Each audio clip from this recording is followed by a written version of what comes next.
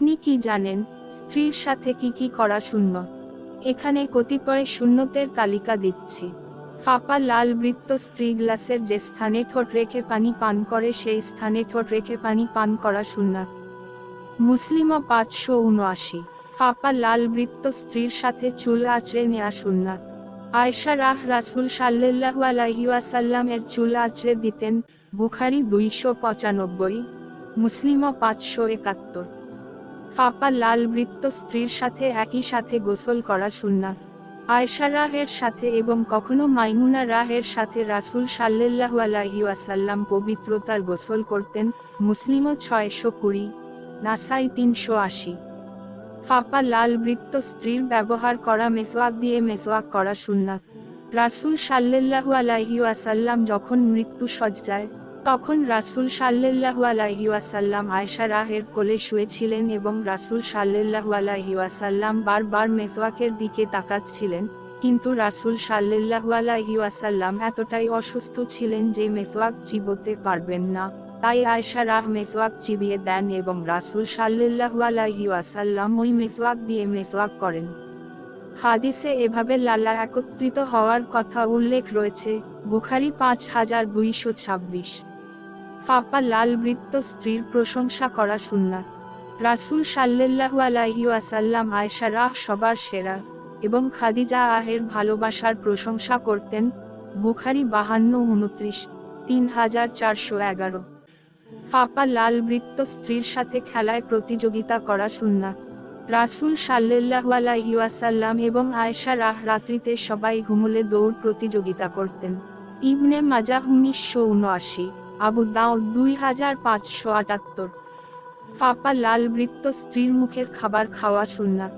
আয়েশা হাড় যুক্ত গোশত খাওয়ার পর রাসূল সাল্লাল্লাহু আলাইহি ওয়াসাল্লাম আয়েশা এর খাওয়া হাড় চুষে খেতেন।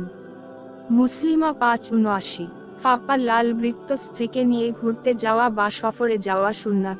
স্ত্রীদের সফরে নিয়ে যেতে রাসূল সাল্লাল্লাহু আলাইহি ওয়াসাল্লাম লটারি করতেন, যার নাম আসতো তাকে নিয়ে ঘুরতে যেতেন।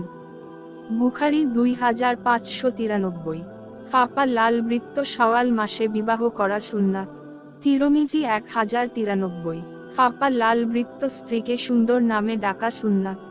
রাসূল সাল্লাল্লাহু আলাইহি ওয়াসাল্লাম আয়েশা কে রিমায়রা বলে ডাকতেন। ফাঁপা লাল বৃত্ত, স্ত্রীকে কখনো মারধর না করা সুন্নাত। রাসূল সাল্লাল্লাহু আলাইহি ওয়াসাল্লাম কখনো কারো উপর প্রতিশোধ নিতেন না এবং স্ত্রীদেরও মারধর করতেন না। বুখারী 5204, বুখারী 6126। ফাঁপা লাল বৃত্ত, স্ত্রীর কোলে মাথা রেখে কোরআন তেলাওয়াত করা সুন্নাত। বুখারী 297। ফাঁপা লাল বৃত্ত, স্ত্রীর কাজকর্মে সহযোগিতা করা সুন্নাত। বুখারী 676। ফাঁপা লাল বৃত্ত, হায় অবস্থায় স্ত্রীর সাথে সাধারণ মেলামেশা করা সুন্নাত। বুখারী 300। ফাঁপা লাল বৃত্ত, স্ত্রীর মুখে খাবারের লোকমা তুলে দেয়া সুন্নাত। এবং বলেন স্ত্রীকে খাবার খাইয়ে দিলে তা সদকা হিসেবে কবুল হয় এবং তার প্রতিদান রয়েছে। আবু দাউদ 2864। ফাঁপা লাল বৃত্ত, স্ত্রীর রাগ, অভিমান এবং মন বোঝার চেষ্টা করা সুন্নাত। রাসূল সাল্লাল্লাহু আলাইহি ওয়াসাল্লাম বলেন, আয়েশা, তুমি আমার উপর রেগে থাকলে আমি বুঝতে পারি। আয়েশা বলেন, হে আল্লাহর রাসূল, কিভাবে বোঝেন আপনি? রাসূল সাল্লাল্লাহু আলাইহি ওয়াসাল্লাম বলেন, তুমি যখন আমার উপর রেগে থাকো তখন বলো, হে ইব্রাহিম এর প্রভু আল্লাহকে এভাবে ডাকো, আর যখন খোশমেজাজে থাকো তখন বলো, হে মুহাম্মদ সাল্লাল্লাহু আলাইহি ওয়াসাল্লাম এর প্রভু আল্লাহকে এভাবে ডাকো।